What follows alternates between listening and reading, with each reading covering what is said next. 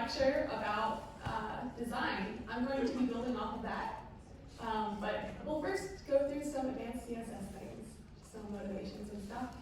To remind you, if you don't remember, CSS describes how HTML looks. Let's look at some examples of stuff CSS can do. So far we've kind of done like things you can do nav bars right now to make layouts. You guys already can do fonts, text colors, text styles, and you guys already have like borders and doing border radiuses. So you can make something like the Bootstrap page, or you can also do so much more. So today I'm going to give you like a look at like animations. This used to be on my website and then I killed it. You do complex layouts like the way TweetDeck looks like. We're going to have like hover animations. We'll talk about that. I can't make something as nifty as this one, but and also having like layers and transitions between pages. I'll get hyped. We'll also, of course, touch on responsive design. Smaller things. Animated modals. So if you have pop-ups, you want them to look amazing, you can do this. And so much more. So why do we care about this? CSS does matter a lot because it adds this extra flavor that's more than just sparkle. It lets you know you're doing the right thing. So, like mimicking expected behavior, like none of this makes sense, right? Well, our CSS can help indicate that you're going on the right track. You can confirm users' intentions and their intentionalities. For example, button states. You can tell based off of, without even seeing the mouse, that I'm hovering over and clicking cancel. And this is the kind of stuff that CSS can show you that what you're on is what you're meant to be on, or meant to be trying. So you might have briefly heard me talk about Bootstrap, and at this point, if you started looking at things, you might have found other design libraries and things to help you out, so why aren't these enough? As we talked about in one of the earlier lectures, custom design is one of the things you want to have in your identity, and if you need to do that, oftentimes you need to style it alone. So my goal is to give you an intuition about much of the more difficult stuff for CSS and how to make that help you get your own identity and do cool, fun things. This is false. Today's topics, I'm going to style a card for you. I'm going to talk about how Figma can help you do code things. And we'll go over some animations versus transitions, and we'll make some button states. This is my goal today, actually, so these slides are slightly outdated. Anyway, so we do a quick reminder of some things that you'll need to remember. The box model, so you have the area of your thing.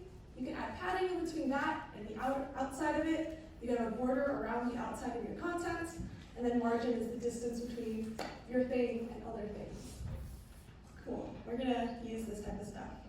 Oh gosh, what's happening? Yeah, okay, let's make a card first. Cool. So we're going to make yesterday's Yuku card. I've already done some of the setup for this. So is this readable? I also do not have light theme on this JS fiddle, unfortunately. But so I've done some of the setup. We have an image. I made a card component that has an outer wrapping div, just the image itself. Don't worry about how I did that too much. Another div that says Yuku, a div for Alex's bathroom, and a span for like a heart or something. So we'll go over that, and we're gonna take this thing, and we're going to make this. Cool. So just a reminder of some things that we did yesterday. We were making a bathroom codes website. We talked about how colors can be chosen. We also discussed like some tips and tricks about how not to look like this. Some things we talked about again were like gradients should travel a more distance. Don't use don't use the default colors. This is the brightest red and the brightest green. Look at that, isn't it beautiful? Don't use just plain black all the time for your fonts as well. You know, don't have like why are there so many different fonts going on? All right, so yes, let's make you pretty. All right, so starting off, one of the big things you might notice that's different from this card to this card is the layout of information. Right now we have the image as on top, then the text, and then more text, and then some heart button that I'll explain later. Basically, I want to be able to add a heart right here. And we'll just lock that up. I'm just going to look for a picture of a heart. Great.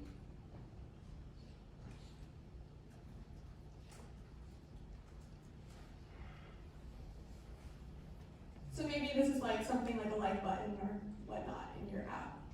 But this will be fun to learn. Great. So let's start by making this layout of having these two columns. So what I'll do is I have all of this stuff, and I'm going to make two columns. So all the content that is going to be in one column will be, oops, this stuff will be in one column, and this stuff will be in another column. So I'll put a div around the stuff that's all in one column to group all that things together.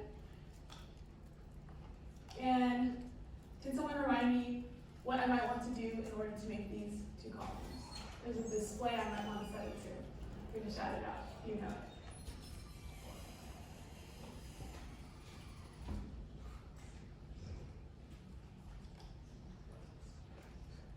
I heard someone say it. Flex.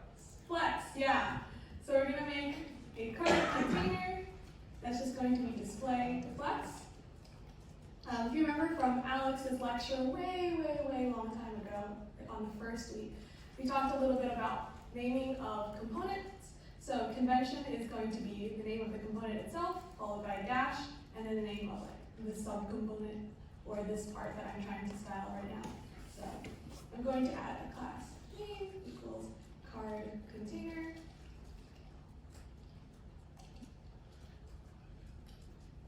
Great. I'm going to move this heart away for now, so we're just going to comment it out.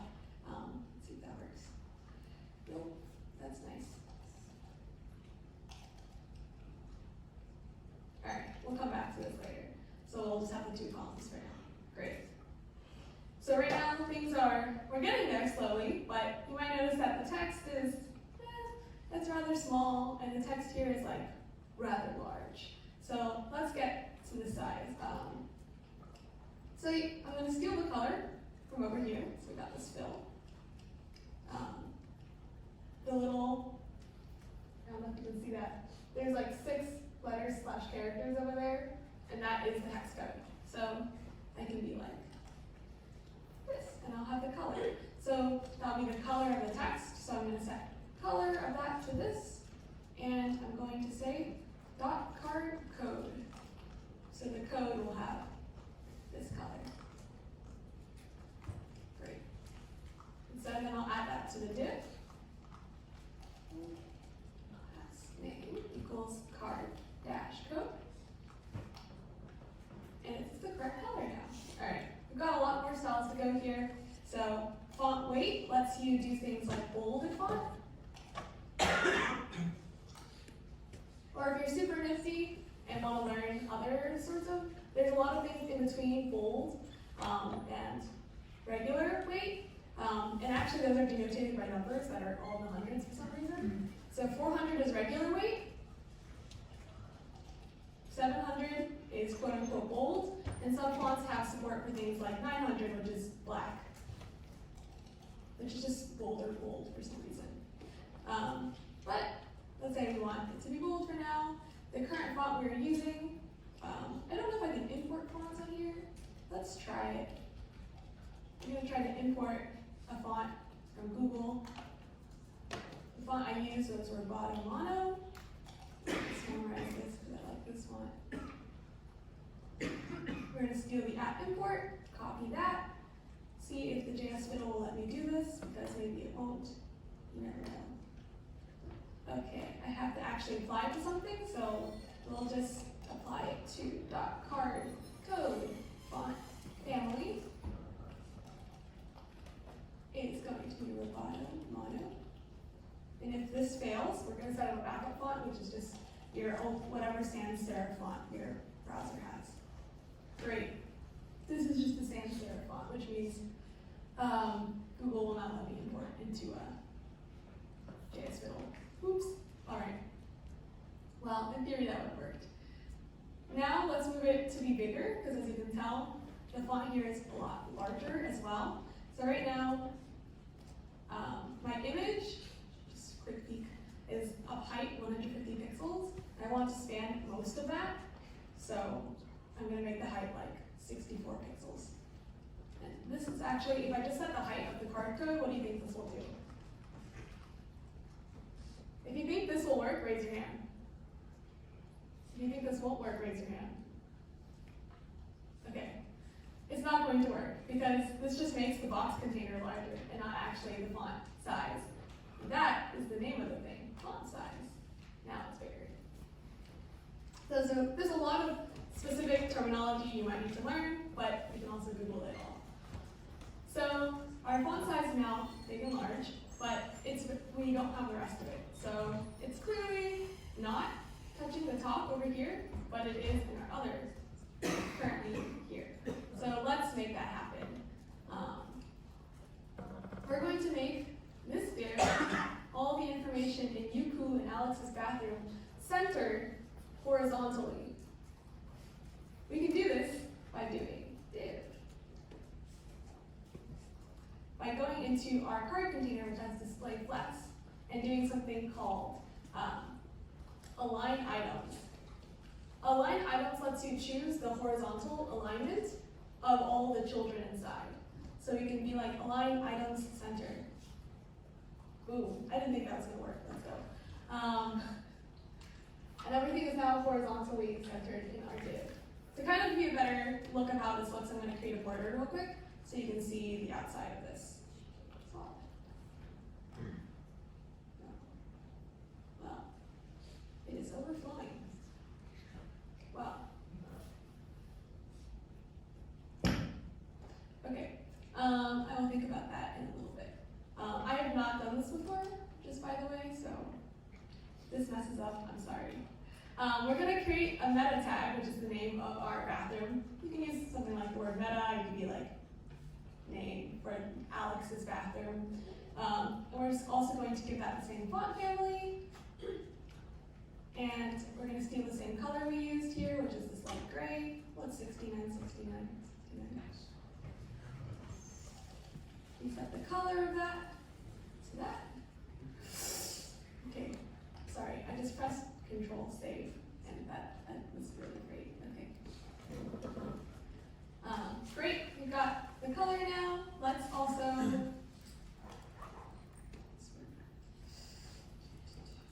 I've not applied the card name class anywhere. That would do it.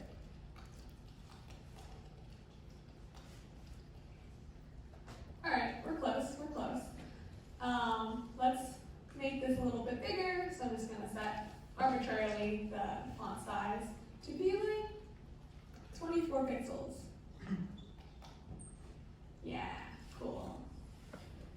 I'm gonna create a little bit of space between these two. If you look on Figma, if I press Option/Alt, you can hover over different objects and see how far away it is from other things. I'm just gonna add some distance between things. So I'm gonna add distance between our image and our text by going into card image and adding a, which one should I be added, margin or body? Raise your hand for margin. Raise your hand for padding. It's margin. So if you remember correctly, padding is the distance from the inner content to the border, and we want to add more distance between the image to other things, and that's margin. Margin is from the outside to other things. So we're going to add a margin. I just want it to be on the right, so it's farther away from Yuku. So we'll just make a margin right, and we can use our variables that we have defined up there, and I'll just do a medium size. Let's see if he likes this. Awesome, great. I also don't want our image to be flush against the outside of our card. And there's two strategies you can do this for. You can either add padding for the card itself, or you can add margin around the image. You have a question? Wouldn't margin and padding work the same in this case? In theory, yes. In this case, it would look the same, but let's say I later decide I want to add a border around it, then it would not work. So I'd stick to just doing the quote unquote like right thing or what it's intended to be, just so that in the future if you decide to change styles, it still works as intended. But yeah, that's a good point. In this case, for the card container, we're going to add padding around it because we also want to affect the text, right? Like our text should be able to keep going out. It should also be limited by the distance between the content and the inners and the outside border. So we're going to add some padding to our card container. If you remember correctly, padding can take up to 4 things, and it just takes implied distances for the rest. So if I just do like variable dash dash medium, it's going to apply it to the top, to the right, to the left, to the bottom, to the left. And great. We've got some more. Awesome. Let us now add some more things. So you might remember from our image, we actually have some border radius here.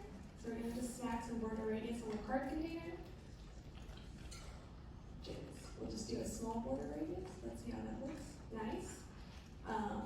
I'm going to add some margin on the outside just so that if there were more cards, the distance between one card to another,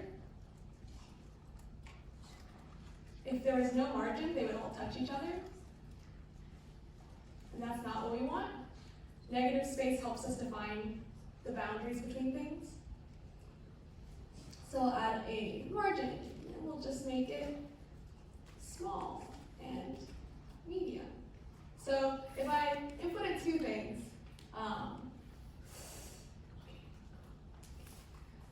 if you remember, if I input 2 things, the top and the bottom will be the first input here, and the second value will go for the left and the right. So more implied things. This is stuff you'll just get used to as you do it more. So this also helps us see the outside of it. Lastly, before we do some other funky things, let's add a shadow word. So how do you do drop shadows? You can either memorize the syntax for drop shadow, which is a lot of effort, or you can use Figma. So what do I mean by this? If you right click, I can't make this any larger, I apologize. You go to copy paste, there's an option that says copy as CSS, but also there's a panel that says code. All right, I'm telling you this, and this is dangerous because if you just copy all of this, it's going to mess up your page. If you'll notice here, there's a bunch of stuff like position at the top, a lot of other things here, and you shouldn't read most of this. A lot of this stuff, if you just copy and paste this naively, it's going to mess up your website. So don't do it. Only use it for specific things like box shadow, which is really hard for me to reason about normally. So I'm just going to copy the code from box shadow over.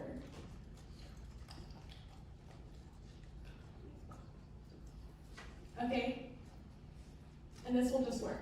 But, large disclaimer, if I see a lot of people clearly having copied things from Figma, I will not be happy. Because it is not good practice, and it's going to mess up your website. Because Figma is not smart enough to give you actually good code. Alright, so be very picky when you pick things from Figma. For example, if you want to do box shadows, that kind of thing, I'm happy to tell you, you can grab it from code. Otherwise, do not. Or linear gradients is another thing I will say you're allowed to grab from code here, which is this thing. I think in general, Figma is really good at like styling individual stuff, like box shadowing or like gradients. It's really bad at positioning. Like I have no idea how to like position stuff. Everything is absolute Figma. Don't copy those. Yes. Other stuff is cool. Yeah. So you might not know what position absolute and stuff is, but that's okay, because I'm going to go over that in the next part of my lecture. And that will also explain why you shouldn't use that part of Figma. Alright, we're going to continue doing more advanced CSS stuff before we move on. So the next thing we're going to do is put this card to the layout. But before we move on, are there any questions about what I did previously in making this card? Cool. Okay. Alright, feel free to ask questions at any time. I might not be looking up, so you should somewhat or something, or when a staff should tell me that there's a question. So our next step is we're going to make a bunch of cards, and we're going to lay them out in a format. Because right now you might have noticed it's actually trying to take up as much of the screen as possible in the horizontal direction. And the only reason it's not is because there's margins on the outside. So you might want your card to actually not take up that much space each time. And there are two ways you can do that. You can either define a max width for your card. So you can be like, max width is going to be 460 pixels. Oh, maybe it's already, yeah. So you might notice it clipped off the edge a little bit more. So you can make it only take up so much space. But this isn't likely the perfect way to do it. You can also do it through layouts, and we'll go through a couple of layouts. So this is the layout we're going to go for, but to go for that, I'm going to discuss a couple more things. So there's two major properties to help you create layouts. It's display and position. Display determines how elements size and sit with / in each other. So this is like flex boxes and stuff. So given like this main structure, a header, main body, footer, we see that this is what we call display block. Everything tries to take up as much horizontal space as possible and sits on new lines, creating like this kind of row structure. This is the default property for divs, as you might see. But to make something like this dummy little box, a div wouldn't work. So this is like this like inline. It tries to fit within the size, and it tries to like min size to the content and fit within other things. So this is why we use spans in certain parts of the app for Catbook. You can also do something like this. This is inline block. It has its own size independent of the text, but can still fit within other boxes or within like text itself. So, and this is the best one. Display none. It's literally just not there. You don't see it. So this is useful for if you want to hide something at certain times, but only want to show it when a certain state is triggered or something like that. You can also do it like that. And then we've talked about flex to be able to make columns. Flexbox attempts to flexibly contain and distribute elements again. There's multiple solutions to display elements side by side. Other than Flexbox, we also have, I have more examples than I thought I did.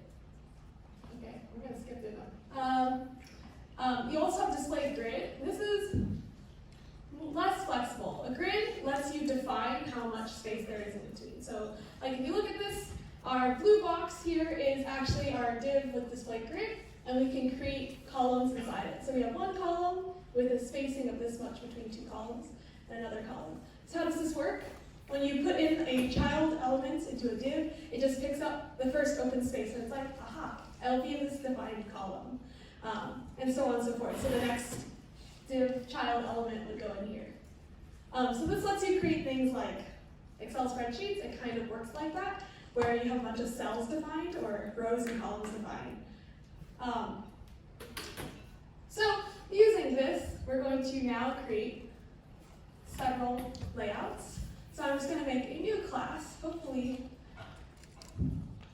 I'm allowed to do this. Let's see. Cool. Just going to borrow this.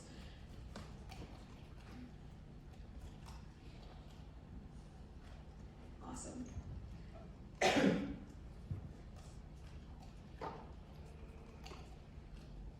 All right, and then we're going to initialize a card inside. We'll have a couple of cards. Let's have two for now. Great. Let's render layout. So right now we just have a very basic div that's just holding the two of them. So because it's just inside of a div, they're still continuing to stack in rows. So like no matter how big I make this, it's not going to stack next to each other like a grid or anything. So we can do things like make this a flex. So let's create a new class called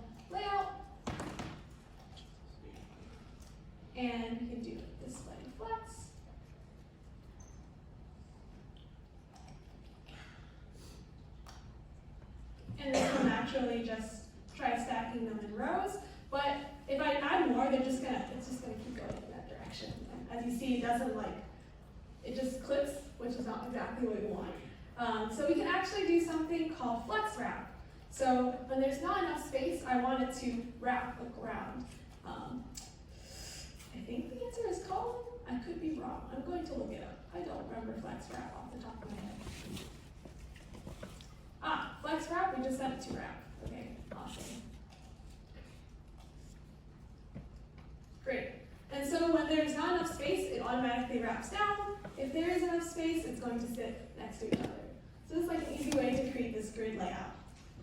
Because it's inside of a flex box, if you remember correct, children inside of a flex box try to only take up the minimum amount of space that they need to take up, so they won't keep randomly expanding. But if you want your card to be, let's say, at minimum width, I want my card to be at least 420 pixels wide. And then now it will always be, as you can tell, there's extra space here and here, where technically you could cut off right there. But because I set a minimum width, it will at minimum take up that much space. And it still does the thing where it sits on the same one if there's enough room. Cool. Let's just quickly show that with more cards. So if we had a third card, what happens? We're going to remove the minimum width. Great. If we have enough space, the two cards will sit next to each other. The third one obviously moves down to the bottom. Cool. Does this make sense, people? Any questions about how to do that as a layout? Cool. I saw a thumbs up. Thank you. All right. The other way I can do it is grids. So if you remember, I created a margin in between things here for the card container. I'm not sure if you can see that highlighted. So there's other ways that I can create spacing between things. So if I was going to make this display grid, I can make this called display grid. Right now, when I just say display grid and I don't tell it anything, there's only one big box. But if you remember correctly from the slides, there I can define columns or rows. So I'm going to define actually 3 columns. So I can do this by typing grid, template, columns. And this will say the next few things I'm going to define are the number of columns they're going to be. I'm going to define 3 columns of equal size. Grid uses this weird metric called francs or FR or something. I don't actually know if it stands for francs, but that's how I read it in my head. So if I type 1 FR, 1 franc. Oh, free space. Okay, cool. 1 free space. There's now 1 column that's 1 free space large. Now if I type 1 FR, 1 FR, I now have 2 columns that will try to equally size themselves. So this is kind of like if you remember from Flexbox, if you had min grow or flex grow, then it tries to take up how much remaining space. You have 2 items with 1 flex grow 1 and an item with flex grow 2. One of them will take up 1/3 of the extra space, the other will take up 2/3. So grid template columns kind of does something similar. So what this does is it forces me to now have 2 columns, and then we'll automatically populate the other stuff down there. Cool.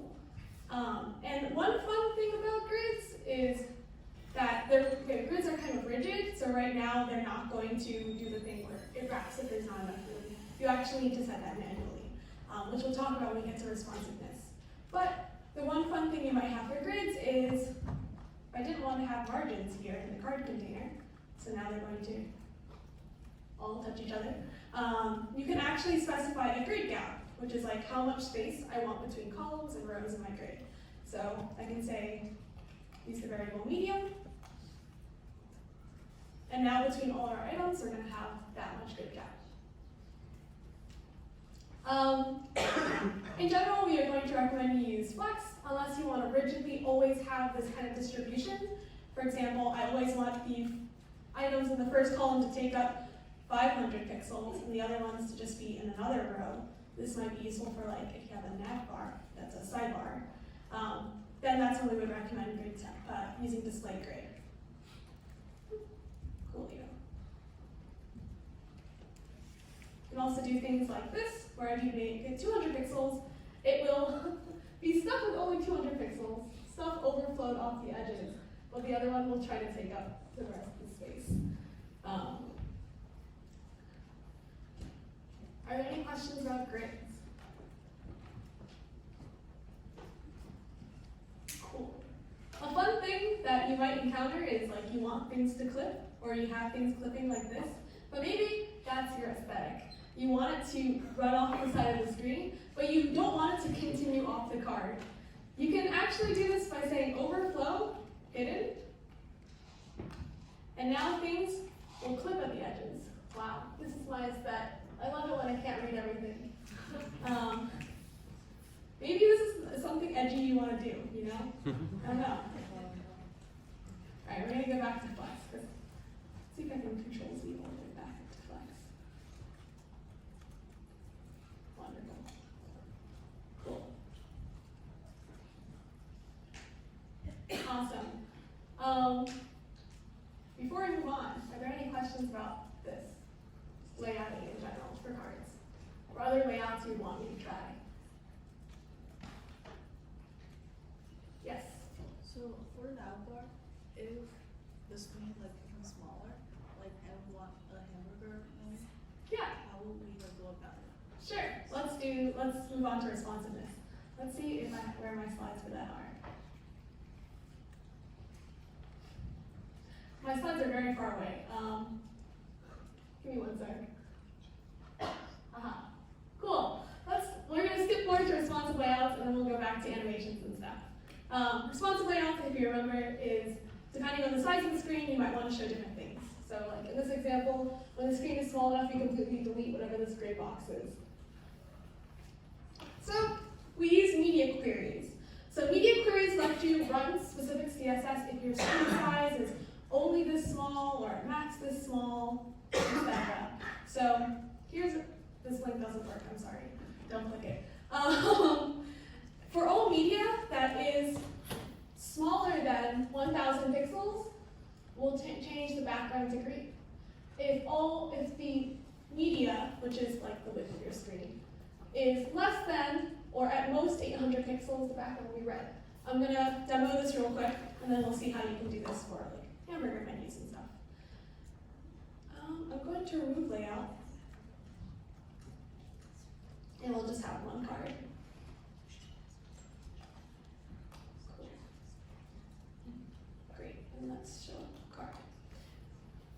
All right, so you write a media query by doing @media.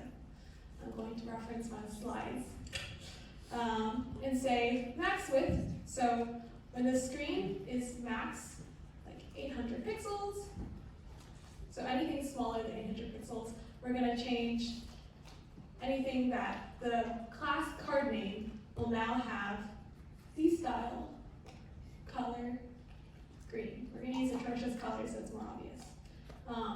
And then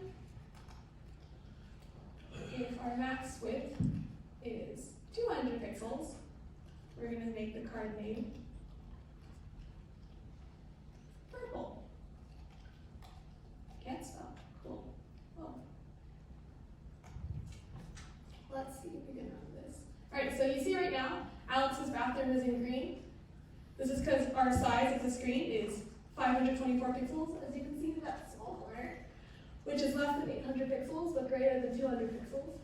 If we size it down to less than 200 pixels, it's now purple. And if we're much larger, and we go above 800 pixels, it's back to gray again. So this is how we can render specific stuff. So you probably don't want to just change the color of things, depending on whether or not it's alive.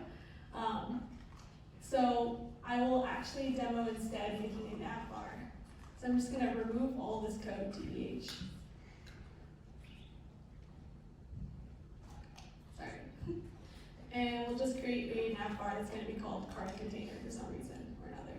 And we'll have the name like, we'll just have a div that says Yuku. Great. Let us give this card container some colors so we can see what's happening. And it's width.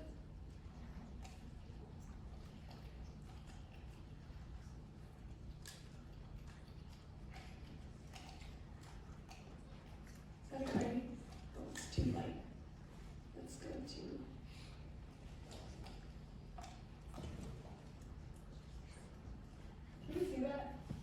bar? Somewhat? Alright, I'm hearing any dissenting opinions. Sorry, this is kind of gray. Alright, so let's say we have like card, our logo is going to be poo poo.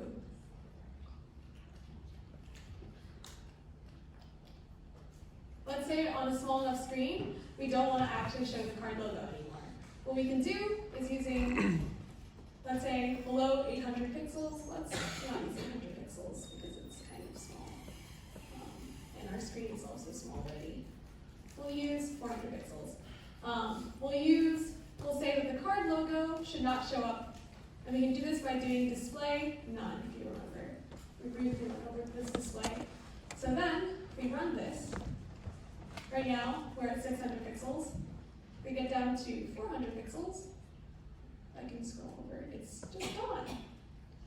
Nice. So you might notice that the whole thing disappeared. You might be wondering why.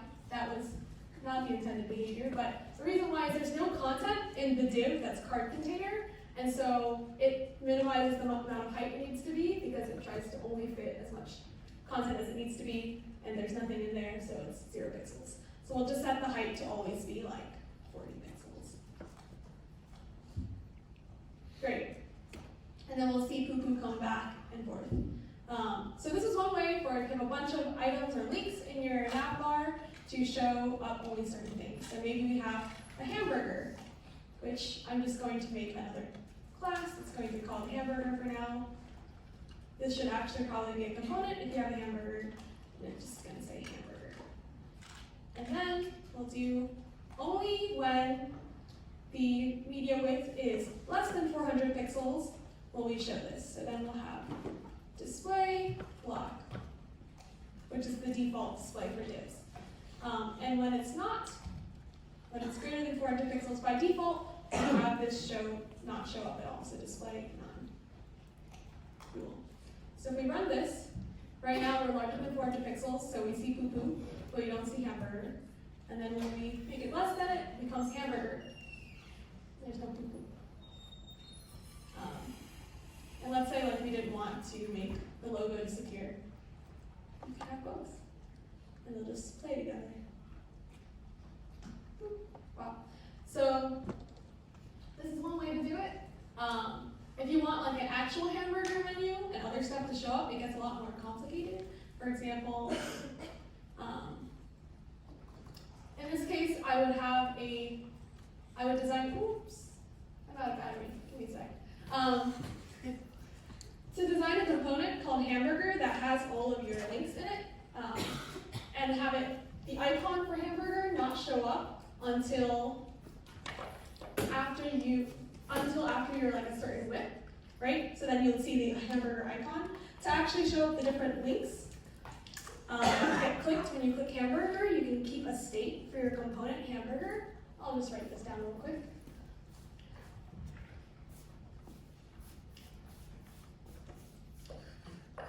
So our hamburger component can contain a bunch of links. And maybe also an icon. Sorry, I didn't turn that well. And when you click this icon, you can have a state for hamburger.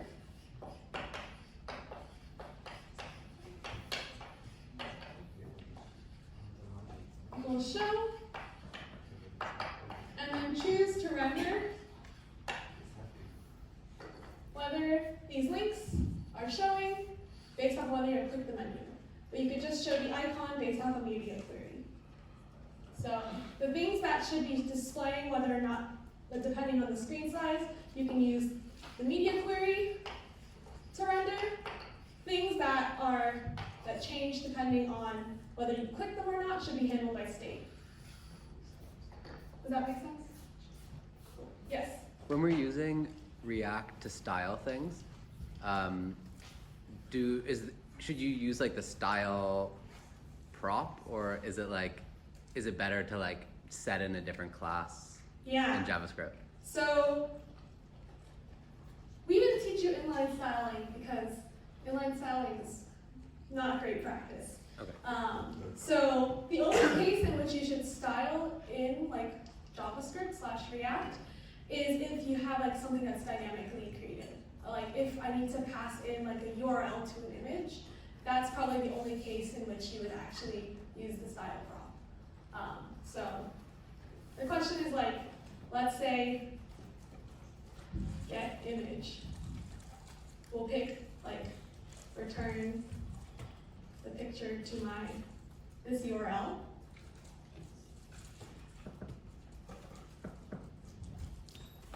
And then I want to, let's say, create let image equal, or let style equal this. We're going to set the background image to the card container to be the URL to that, because let's say the URL is only stored in our backend. Then, in which case, you can do a style component. Style component, or style props, are an object. They are very similar to, they're very similar to like the CSS naming. So like background image is background image but without the dashes, and instead use camel case. And then I can just set it to get image. But we actually need to say like this whole URL shenanigans. So we would do a templated, I'm templating a string here so that inside the dollar symbol and the curly braces, this is JavaScript. And outside of it is just generic string. Yes, that's how that works. So then I could set the style to be this. What did I do?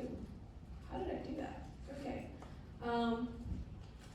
And then you can pass the style as a prop to the class card container, and then it will show up like that. This should be the only case in which you do styles and pass styles in via JS. If you're using it for other things like orders or other things, that's no. Use classes instead. Classes are a lot easier to reason about, and if you do styles, they override whatever style is inserted by a class name. For example, like card container already has a background color. By having this style prop, it overrides anything you put in the class. And in general, this makes it super hard to reason about like what's happening and what is taking precedence. So just only use this for like images. Other questions? Cool. We're gonna do some animations and stuff. Let me check if there's anything else I was supposed to. Yeah, let's do animations. Animations are great. If you're looking up stuff. Okay. There's two things you'll need to know about if you want to make things like look pretty, dynamic, and move. Transitions and animations. They're two different things. They can be used to achieve the same effect, but you should use one in certain scenarios and not others.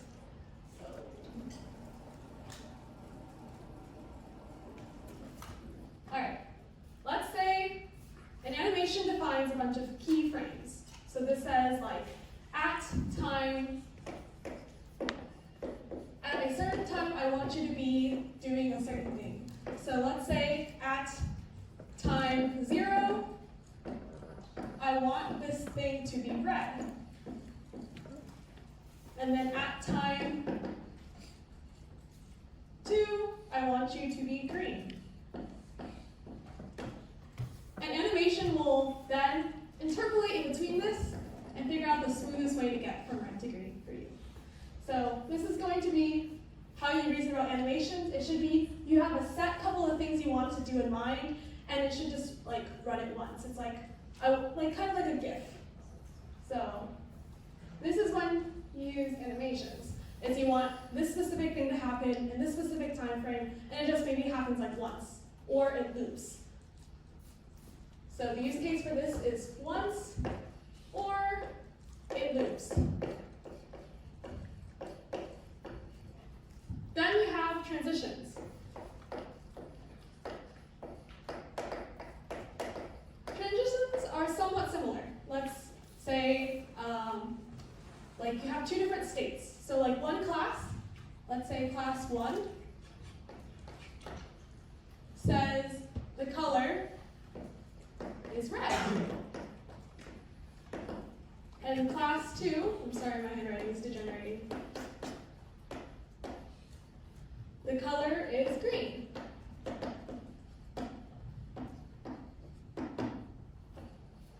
These are more like states. Let's say I only give something a class when it's hovered on or when it's clicked. Then I want it to, instead of just like changing color instantaneously, I want it to smoothly transition between states. If I want to smoothly transition in between states, this is when I use transitions. So I can do something like transition. Whenever a color changes, I want you to just give me 0.2 seconds to just smoothly flow in between them. So these kind of look like I'm doing the same thing. But this happens on a certain event. There's some event that triggers a change. And that's why we're smoothly flowing between them. This, once I start doing this, it's just going to chug along and do it, and then stop. Or it'll chug along and do it over and over again. And that's when you should use an animation versus transition. So let's go into this slightly a little bit more. One other nuance is like, I could add a keyframe at time 1, and I want it to be purple at this time. And this still works. If you want to transition between several different things happening, and like have other things, it's not just 2 states, maybe an animation is what you want. If you're just transitioning between 2 states, and you want to go from one thing to another, you might want to use a transition. So let's break this down a little bit more because it's kind of big. Great. Let's not do it like this. Cool. I'm going to show you how we're going to do transitions versus animations on a button. So let's just clean this up. We're just going to create a button called hamburger. Why not?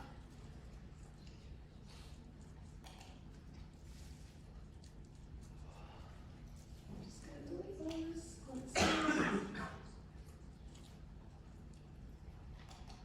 Right. Cool.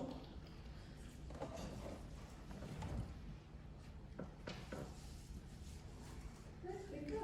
Oh, it's displaying that, that's why. Great. So let's say we give the hamburger a background color of just green. We're just going to use basic colors to show this off. And if we want this to go through like a cycling animation, I want it to continue to go through from green to red to green to red to green to red, we can define an animation that we just call throb. And go from, or I'm going to do it this, 0% time, we're going to make this animation start at background color green. And that 100% at the end, we want the background color to be red. You of course can do things like 91% or whatever in between to make like background color purple. Great, and then we can, now that we've defined this keyframe, this animation, we can pop it into our hamburger by saying animation name is throb. I want this animation to go for 5 seconds. And then if we run this, it'll do the thing. It will do it once by default and then stop. You can say animation iteration count to be infinite.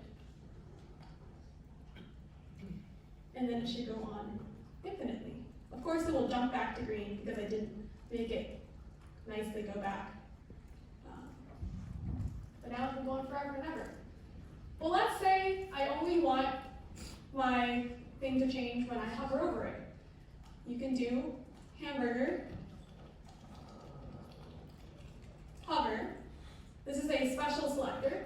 Some of the special selectors include hover. So when I'm hovering over it, I want the background color to be red. Let us remove this animation real quick. That did not work nicely. That's not how that works either. Awesome. So now when I hover over it, it changes to red. This is a trigger that switches between 2 different states, right? This is how I would explain that. And in this case, I want to use a transition. I don't want to use an animation that hover and then gets this color. That's more complicated than it needs to be. We could just say transition, transition. When a background changes, I can even say background color changes. I'll just do anything in the background changes. I want it to transition for 0.2 seconds. We just figure out how to get from one thing to another smoothly. So then now, it kind of like flips between it. That's like a little bit fast, so I'm gonna slow it down real quick.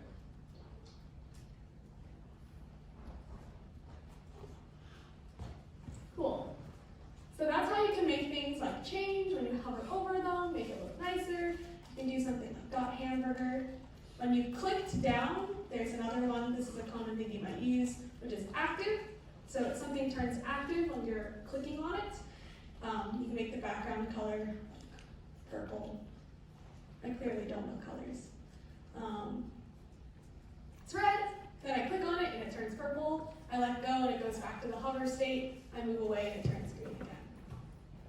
So if you want to make super fancy looking buttons or other things, for example, like I have a button and I really want you to click it, I can make it transform. I'm going to scale it up by 1.2 times when I'm hovering over it. So then, okay, it's much bigger. That's not fun.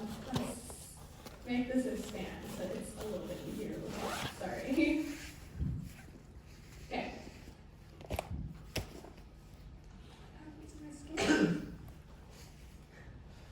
I didn't set a width. Okay, sorry.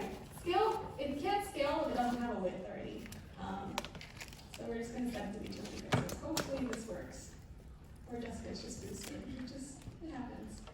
Let's go back to divs. Not entirely sure why that didn't work. Great. So as you can see, it gets bigger. And then maybe I want this also to scale in a smooth way. So I can also, in transition, put a comma in and say transform. Any transform properties take 10 seconds to do. Now it'll take a real long time to get bigger. It really comes at you. So all these ways are how you can make that signal that people are doing the right thing, like they're hovering over the right button, or make people want to click something. So another way of guiding your users through your application is by using motion. So based off of that, I'm going to do a quick quiz.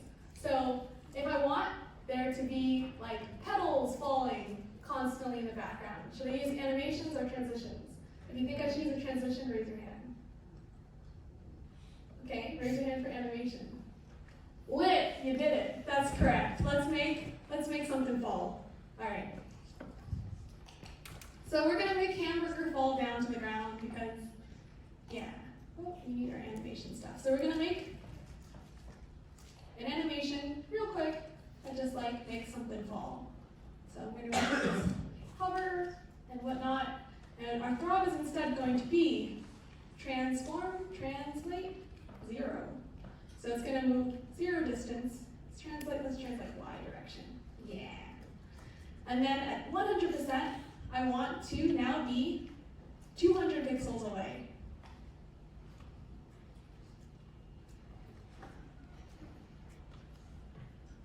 Pixels is larger than this area, so it's like still going.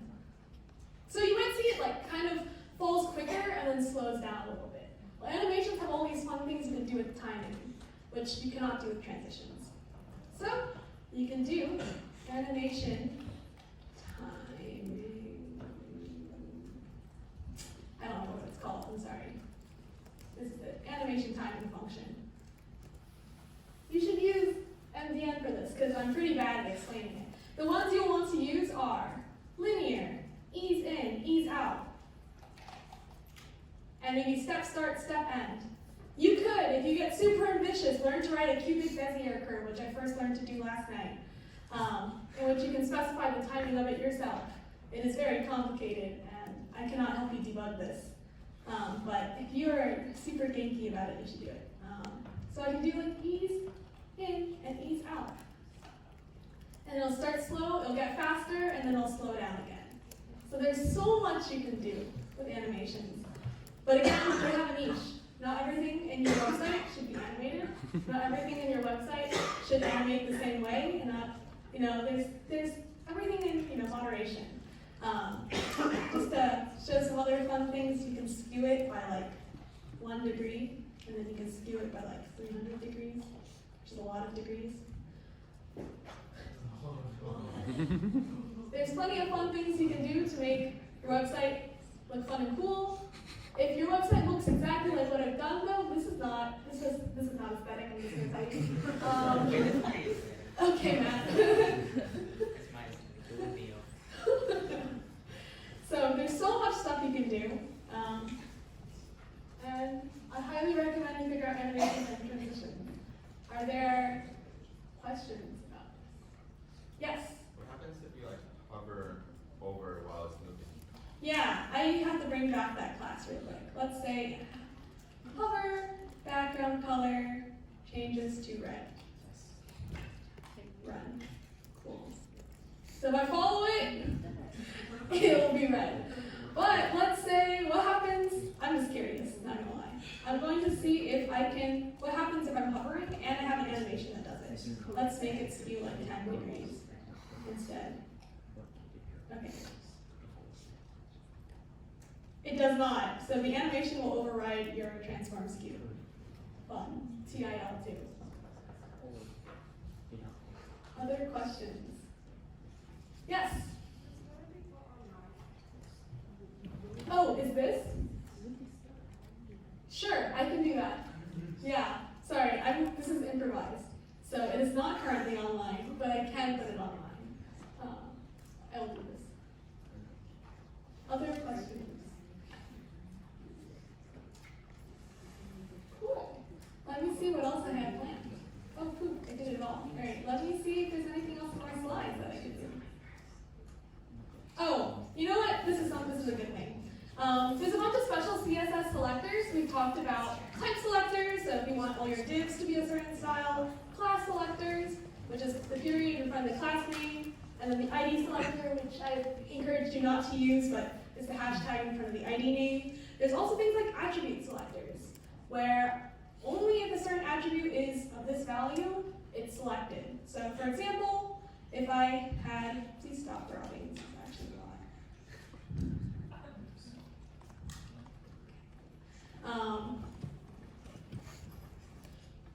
If I had input, let's say, let's put in an input, let's just throw it in a hamburger. Cool. And I can set input type to be like number. You might have seen this, and it only lets you put in numbers. Nope, that's false. Well, there's this handy clicky doodle that lets you change the number. I guess that's the only thing that's really added. And I can select for inputs of type to be number. And then I want it to have a background of red. So only, wow, this is fun. So only inputs of type number will be red. So if I put in another input that's of type password, it is not red. Very fun. So if you have very specific things you want to select for, it's a fun one. That's literally what I just did. Nice. Cool. There's also fun ones in which you can grab children. Sorry, also, if you click any of the links on these slides and are following along, they do not work. You can select for things like children. So I only want siblings that are adjacent to each other. So h2 plus p selects all p tags that directly follow an h2 tag. General siblings selects all span tags that follow a p tag. These are just fun ones to know. Sometimes this is necessary. For example, if I want, like, I'm gonna make a bunch of hamburgers real quick. Cool. Did that work? Did I overload it? I didn't know you could do that. Hello, I'm so sorry. I forgot to put in this. Oh, it doesn't like that. I forgot. Sorry. Great. Wow, that's fun. Now you know which one you're selected on. Here's an example of where it's useful to have like hover transitions. Let's say I want all hamburgers that are followed by a hamburger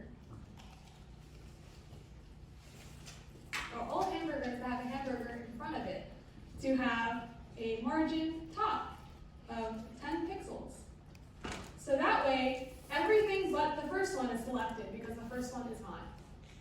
You don't want, like, maybe I want this hamburger to, of course, be touching the top of the screen, but I don't want the other ones to touch each other. So this is a use case of the plus selector, because if I just did without it, everything would have the margin top, right? Cool. So that's one use case of that, and I use that actually. You might have seen that if you did homework of milestone 0, or homework of workshop 0, you would have seen this. Oh, oh, oh. The child tag is pretty fun as well. So if you want only things that are directly inside, so let's say I have another div in here, and let's just put another div in, and we're going to give all divs. Let's just make all divs like width of 20 pixels, height of 20, no, I'm just going to give padding, sorry. Great, so you'll see that there's, well, they're not exactly colored, but there are more divs inside. So if I want just the div that is directly under hamburger, so this one, and not this one, I can specify that with this, so I can do background, color, actually we'll just do border, 1 pixel, solid, black. Great, and you'll only see that there's only one div highlighted inside. If I did this for all divs, so if I remove this selector, there's another div there. So you can style just specifically certain things. The space says all, the space selector says select all spans anywhere inside any div. So you can specify how much of a child they are, if they're a direct child. That's big. And then we talked about pseudo classes, so things like cover, which are a special pseudo class that lets you do animations when you hovered, or not animations, just things when you hovered over it. You can do active. Focus is what happens when you are clicking or typing inside of an input. It stays focused even when you're not holding down on the click. You can also do things like nth child. So if you're super extra, like me, you can do, I only want the 4th child, every 4th child, to have this sort of thing. Or I can do every second, and then it's odd, or even. One of the two. Counting is not my strong suit. All of these are already in the slides that will be posted. I'll clean up the slides, I promise. And so I'll leave those up if you want to look into them. Pseudo elements, I'm going to teach you, kind of, but they're mainly just like a large flex that people who really like CSS that they do. So I'll show you what I mean by this. We go to CSS icons. Jessica has this saved somewhere.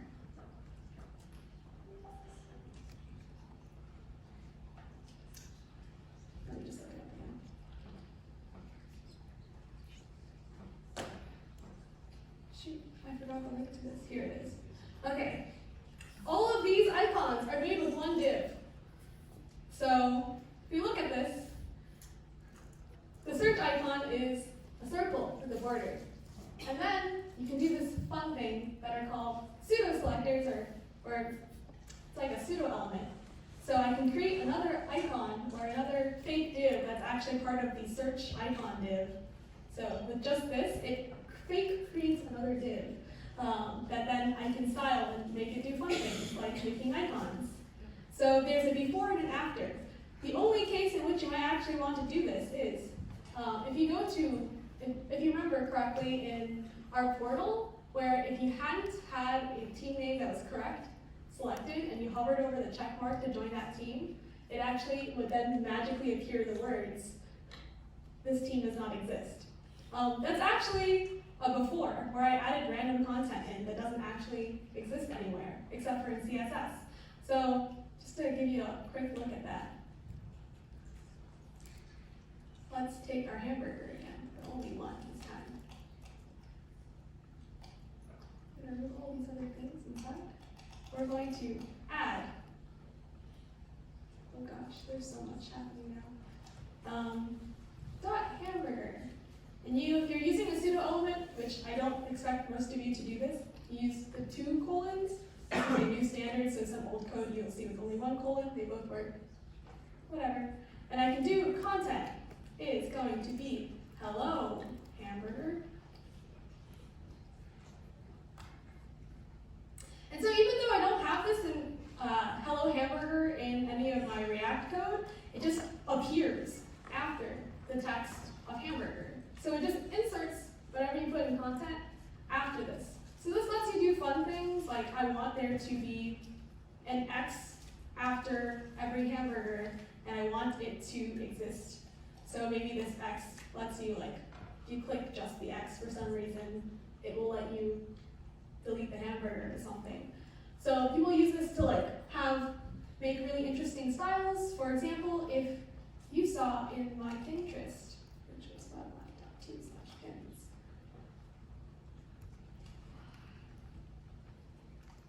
And if you look at this, this fun wallpaper, you might see that every quote-unquote box has these decorators here. So one way to have all those circular little decorators without actually having those be components and then having to do that yourself, where for let's say each circle I had to create a div. Then if I wanted 4 of those, I would have to do this 4 times. And then for every div I wanted to have that style, I'd have to put all those circles in. It's a lot of effort. So one way people get around this is by creating afters. So you can create things like content none with 20 pixels, height 20 pixels, 1 pixel, solid black. And then you can create more of these. Some people do some fun things with box shadows in which you can create fakes of everything. And then you can have them constantly in every hamburger div. But I just remembered I didn't teach you something, and we're going to go back and teach that because it's actually useful. So let's say you want something specifically at a location. I have a question. Yes. Well, Why don't you just put it in the hamburger class instead of putting after? sorry, can you say that again? Why don't you just put the circles in the hamburger class instead of putting hamburger : after and then something? Yeah. So if I want to create, this is basically another div that is attached to every hamburger class object. And so I want this to look.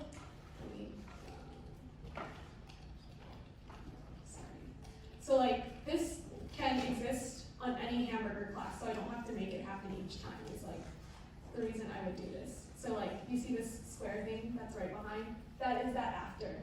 So if I put this width 20 pixels, height 20 pixels, this would affect the actual hamburger itself. So any content inside of hamburger now becomes affected by that. Because it would change this green box, while this after just creates a new box that's attached to every class of this. I wouldn't worry too much about this. You might see this out there, a lot of things with after and whatnot and before. If you look up for more advanced CSS, hyper advanced CSS things, I don't expect you'll actually need to do this yourself. You never need it, TBH.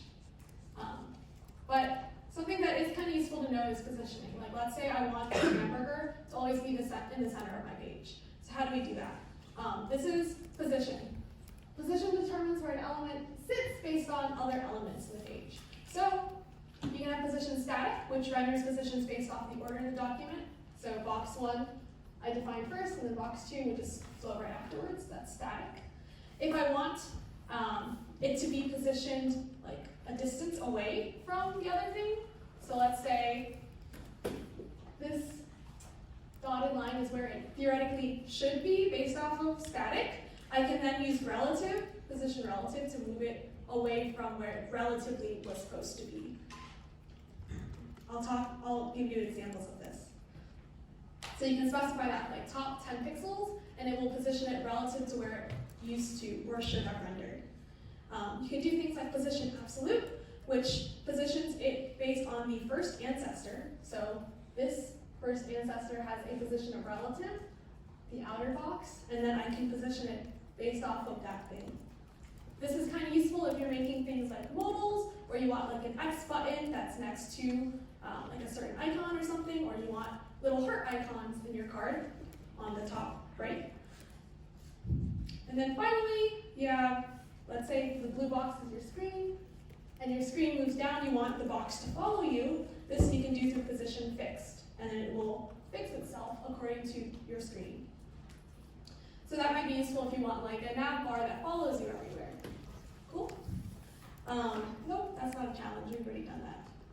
Cool. I'm gonna show you how this is done with our hamburger. We're gonna remove these keyframes. This, and this, and all of this. Wonderful. So, I'm going to create a new div on the outside that's just going to be the mom of the hamburger.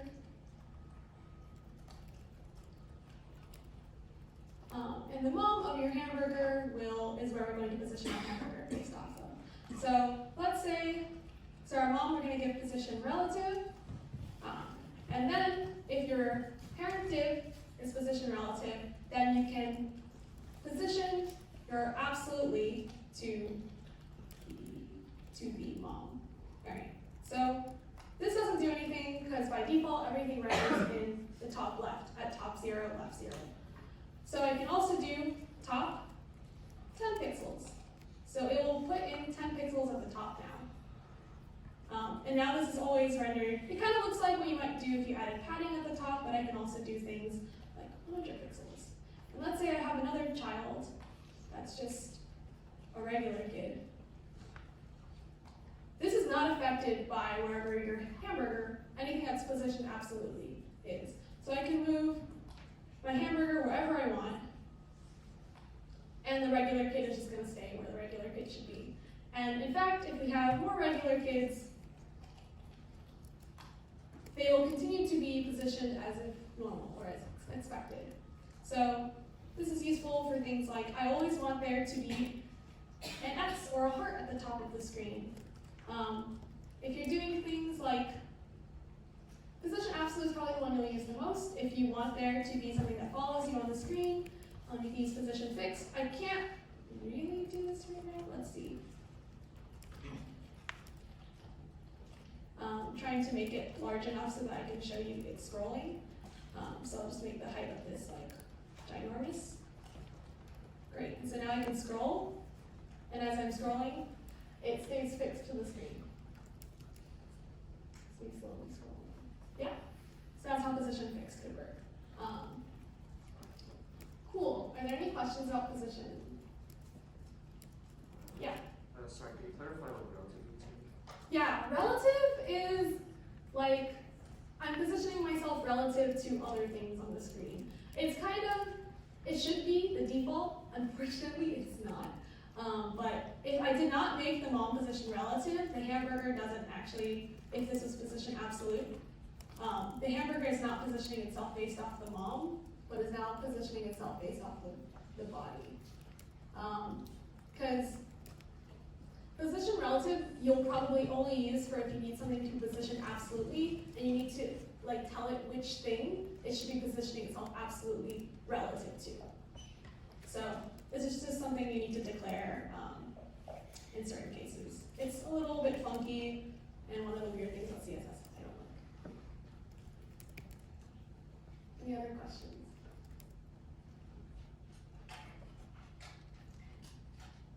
Was I supposed to go to 2? Yeah, until 2. All right. Yeah. So when you're creating buttons, there's an option to use input and then type button. Should we do that in order to like change its class, or should we like create a class? Yeah, this is let me repeat the question. So there is both a tag for button, there's also an input type which is equal to button. You could also just make a div that looks like a button. What should I be doing? I highly recommend just making a div that is a button. The reason for this is if you make an input type equals button, it comes with a lot of pre-composed styles. So, hello? Did I do this wrong?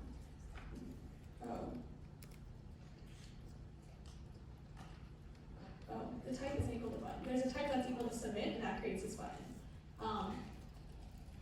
There's also the button, which looks like this. where you can put stuff in between, or you can just have a plain div that you add a class name to that's equal to button. So as you see up there, there's a lot of existing styles around this. So overwriting all those styles, if you want to make your button look very specific, you'll have to add another class, and then you'll have to individually override all those styles, including it has a border, a background, padding, and other things. So if you want to start just from scratch, I recommend doing a div. The reason why you don't use input type equals submit is this is actually making, if it's inside of a form, this input automatically makes a post request. This is some old stuff, and you never need to use this.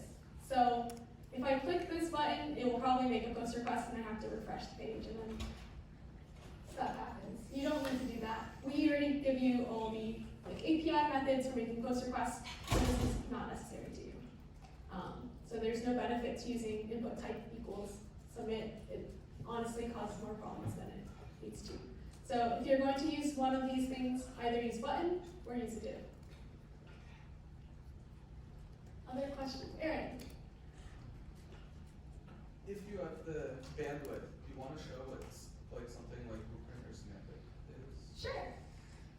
So if you really don't want to write your own classes or your own styling, there are UI kits out there. These are called design systems. This blueprint is a React-based one that is created by Palantir. So if you look at it, you can basically import this, and it gives you a bunch of stuff already out of the box. So for example, you can have button groups, and the code for this just looks like, let me see if I can do this. Once you import it, it actually just looks like this, and they do a lot of the writing of the component itself for you. And it comes with nicer styles. So you can do things like this, and these different design systems already have a lot of components out of the box, like spinners, tabs, and the like. Maybe one benefit of not doing this is all of these come with pre-existing styles. And if you decide this is not how you want to look like, you have to overwrite them, and it's a pain. It's like a big pain. So if you're not super tied to a certain look, or not a certain user experience, you could look at something like Blueprint. In general, the one I talk about all the time but also don't like is Bootstrap. Bootstrap works for both React and just generic HTML, CSS. Other ones include Carbon Design System, which is made by IBM. There are a bunch of these I can talk to you about, but maybe the ones that we probably would most endorse if you're going to use it are Blueprint by Palantir and Semantic, which I didn't show. But Semantic UI, which also comes with a lot of things, and these are just HTML, CSS, and come with less functionality. So they have buttons like this that you can just easily specify. So like if you look at the code snippet for this, it's just adding specific classes, and then it renders like this. So they've written a lot of classes for you. Yep. Yeah, what's up? How did you incorporate like vector graphics into like, animations and transitions and stuff like that? This is a great question. So let's say you have an SVG, which is a vector graphic. Something you can do if you want is if you're in Figma, you can create shapes. I will just show you a quick shape that I'm going to make. That was not it. Like, let's say I have this square, and then I'm going to make a circle, and I'm going to cut out a circle from the square. There are these handy dandy buttons where you can like subtract. All right, and then let's say you can copy and paste this as an SVG. What this looks like is a whole lot of code. An SVG, a vector graphic, is basically a bunch of math that defines the edges of those. Like instead of making it pixel-based, it defines vector-based what that image or shape looks like. And you can also still animate all of these things. So that's the benefit of SVG is they scale no matter what. So if you blow it up, you don't see like little pixels. And you can also animate these. So let's put this SVG in, and you see like exactly what I drew earlier. It's right there. I can animate this by adding classes to this in the same way that I would add classes to just general components. So here I can add a class name. This is my path. This path is actually this thing here that you're seeing rendered. And I can add a class name. Did I still have throb? No, I deleted throb. I'm so sorry. Class name is going to be throbbing. And then I can make a new class called throbbing, where I'll have an animation, name throb, animation duration.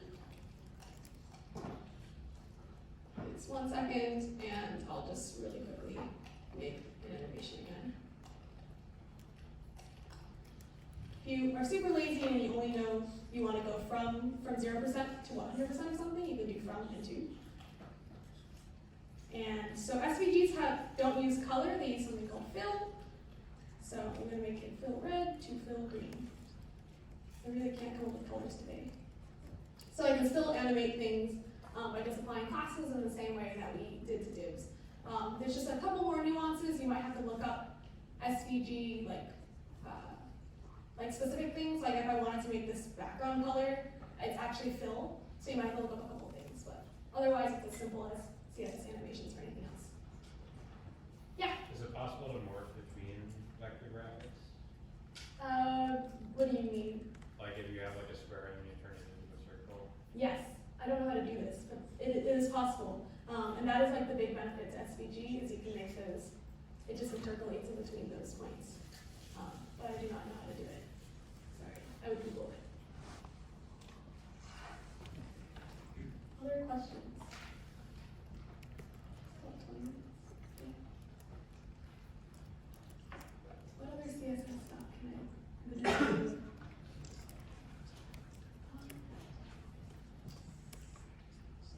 Some fun things you can make out of just boxes are like stars. I'm gonna just make you a star real quick. So here's my div. I'm gonna make a class name star. This is it. We're just gonna make a star. Expected a. Okay, I'll fix this thing. Alright, don't yell at me, please. Cool. And we'll make our star throb as well. Why not? So our star will be background, color. We're just gonna make it a nice blue. I don't know if Alice blue is actually a nice blue. We'll see. Set it to be width 10 pixels, height 10 pixels. We'll make the star, so right now it's like a square. I'm just gonna turn it 45 degrees to make it.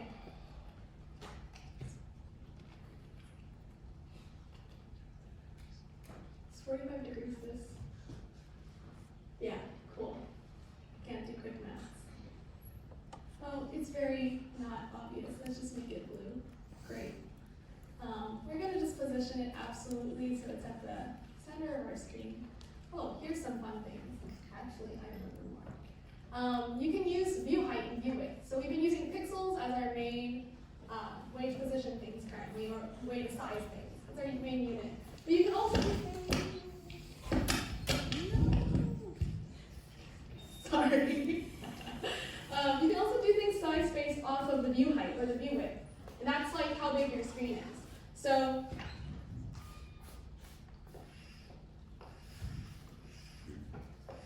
let's say I always want my object to be like square in the center of the screen. So like right here. I can do this based off of this distance. This is measured by like a percentage.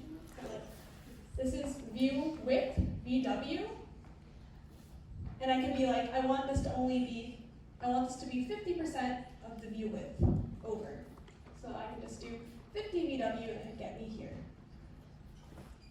You can use VH for view height to measure the distance or in proportion.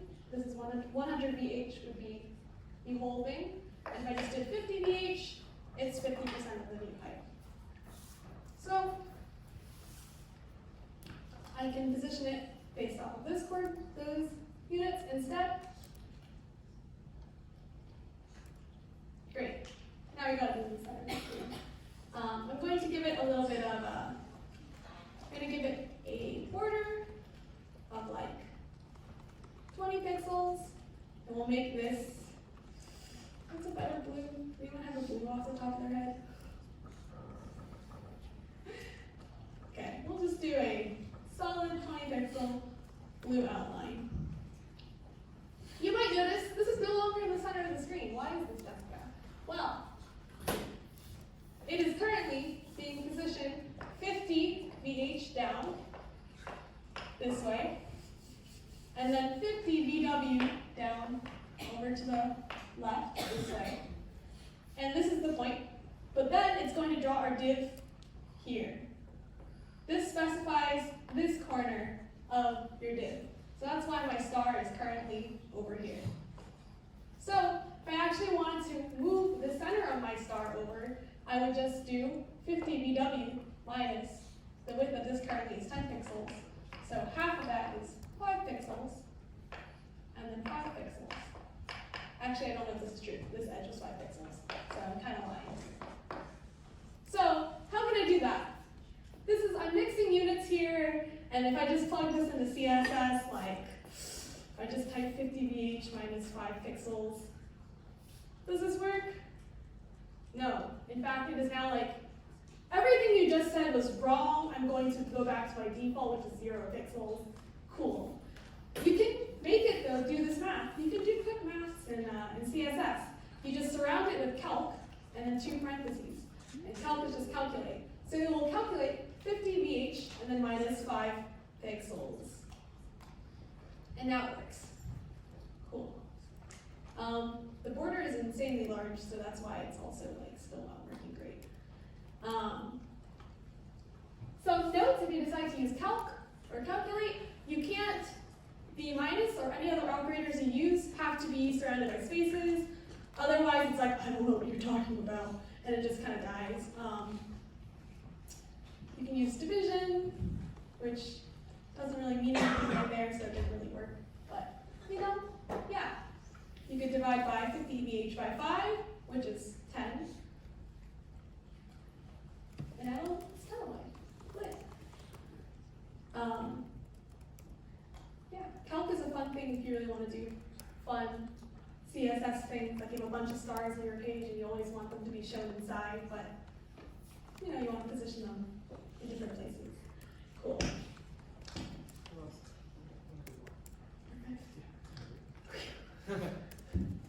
Yeah, the last thing, you can make things throw up. I'll just make it throw up real quick.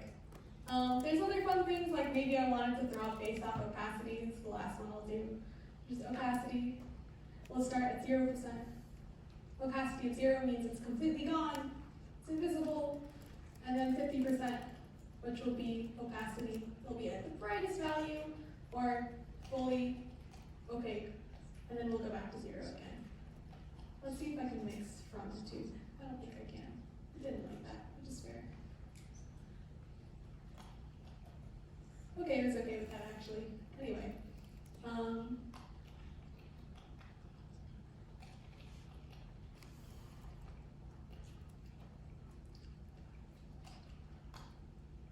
Split. Cool. I just made a random star for funsies. I ended up teaching you a lot of things that I thought you should learn. I'm sorry it was very disorganized. I hope you learned something. Feel free to chat me up if you're having CSS issues, and I'm happy to talk and help. Are there any last questions before I stop rambling? Great. Thank you guys.